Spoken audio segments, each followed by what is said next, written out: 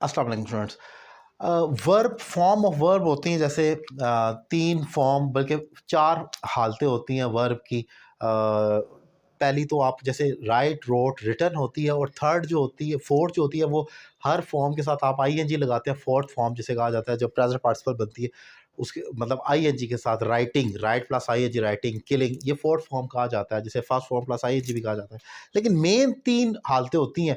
जिस भी शख्स को फॉर्म ऑफ वर्ब नहीं आती वो इंग्लिश नहीं सीख सकता। उसकी वजह यह है कि आपको प्रेजेंट इंडेफिनिट, प्रेजेंट कंटिन्यूअस और फिर प्रेजेंट परफेक्ट में जाकर थर्ड फॉर्म पुट करना पड़ती है। तो आपको किसी टेंस में फर्स्ट, किसी में सेकंड, किसी में थर्ड, किसी में फोर्थ फॉर्म पुट करना पड़ती है। तो इसका तरीका यही है कि आपको ये चारों हालतें आनी चाहिए, तभी आप इंग्लिश बोल या लिख सकते हैं। तो वोकैबलरी तो एक मसला है। फॉर एग्जाम्पल, जाने को गो कहते हैं, आप ये तो याद कर लेंगे गो, लेकिन अब किसी जगह आपको गोइंग कहना है, किसी जगह आपको गोज कहना है ईएस लगाकर, किसी जगह गो कहना है, किसी जगह वेंट कहना है सेकंड फॉर्म, किसी जगह थर्ड फॉर्म गोन कहना है। तो मसला सिर्फ गो को याद करने से नहीं होगा, गो, वेंट, गोन और गोइंग भी आपको मालूम होना चाहिए कि इसकी चार हालतें क्या हैं, तब आपका मसला हल होगा। क्योंकि किसी टेंस में फर्स्ट फॉर्म, किसी में सेकंड, किसी में थर्ड और किसी में आईएनजी आएगी आने वाले टाइम में, जो आप गुफ्तगू करेंगे, सीखेंगे या बोलेंगे।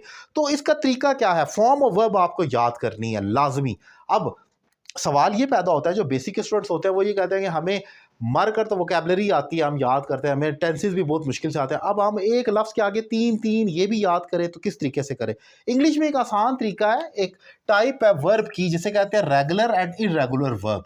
रेगुलर एंड इरेगुलर वर्ब ये बड़ा आसानी कर देता है हमारे लिए फॉर्म ऑफ वर्ब को याद करने के वाले से। वो ये होता है कि आपने करना क्या होता है, 95% मैं कहता हूं फॉर्म ऑफ वर्ब ऐसी हैं जो रेगुलर होती हैं, वो आपको याद करने की जरूरत ही नहीं है। 95% फॉर्म ऑफ वर्ब रेगुलर है। फॉर एग्जांपल मैं रिपीट कर रहा हूं, प्ले अगर आप किसी को आता है तो प्लेड प्लेड, किल मारना, किल्ड किल्ड, कुछ भी नहीं करना, ईडी लगा देना है आपने। वॉच देखना, वॉच्ड वॉच्ड आपने लगा दिया उसका। फिर आप बहुत सारे डिफरेंट ऐसे वर्ब है जिनके साथ सिर्फ फ्रस्ट्रेट, फ्रस्ट्रेटेड, फ्रस्ट्रेटेड आप कर देते हैं।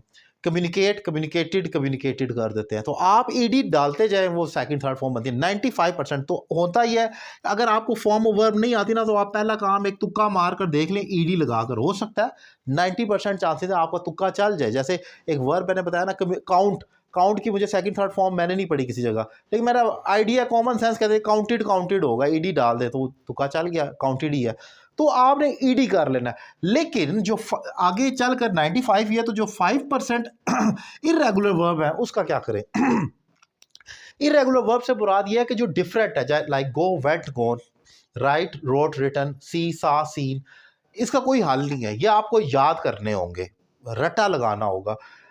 और ये है भी तकरीबन, अगर देखा जाए तो तकरीबन पूरी गुफ्तगू, पूरी जो फॉर्म ऑफ वर्ब है उसमें से 5% है। 95% तो ये वाले, अगर आप बुक्स उठाते हैं ज़्यादातर तो ईडी चलता है।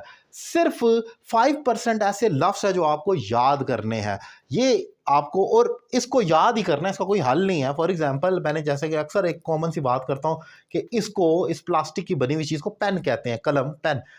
इसको याद करने का कोई तरीका नहीं है, बस इसको आपने देख लिया और इसको पेन कहे, हमेशा पेन पुकारते रहे, जेन में बिठाए और पेन नहीं कहते रहे। इसी तरीके से गो, वेंट, गोन है, इसमें मैं आपकी कोई मदद नहीं कर सकता। यहाँ तक तो आसानी कर सकता हूँ कि ये आप बगैर तुक्का लगाए भी चला, आपका तुक्का भी चल सकता है ईडी के साथ। ये याद करना है, थोड़ा सा हिस्सा ये याद करना ही पड़ेगा।